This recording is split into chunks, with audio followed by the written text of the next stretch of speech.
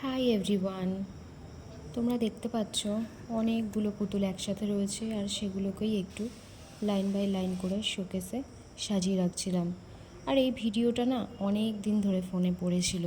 আমাদের যখন যখন ঘর রং করা হয়েছিল ঠিক তার পরপরই এটা করা, কিন্তু আমি যে সেটা এডিট করব, পোস্ট করব, আমার একদমই খেয়াল ছিল না, ফোনেই পড়েছিল। সো আজকে আমি এটা তোমাদের সঙ্গে শেয়ার করছি। তোমরা দেখো কেমন লাগছে এই সব পুতুলের কালেকশানসগুলো। এগুলো কিন্তু সমস্তটা আমার বাবার আনা।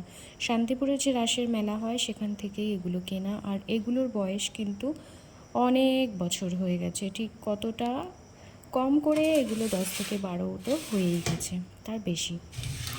ওপরে কীর্তনের দলের সব পুতুল, নিচে দুর্গা ঠাকুরের পাশে দেখতে পাচ্ছ ঢাকিরা ঢাক বাজাচ্ছে, সাধারণ মানুষও রয়েছে, আর তার নিচে ছিল সাঁওতালের টিম। তারপর রোদে দিলাম এই মায়ের তৈরি আম তেল। রোদে কিন্তু আমগুলো বেশ ভালোই গলে যাচ্ছিল, খেতে ভালোই হয়েছিল, বেশ কদিন খেয়েছি। তারপর খেলাম একটু আমলকির জুস, আর বিকেলে গেলাম একটু ঘুরতে। সেখানে গিয়ে খেলাম এই যে চটপটা চুরমুর, যেটা খেতে একদমই ভালো ছিল না, বাট কিনেছি, খেতে তো হতোই। So tata.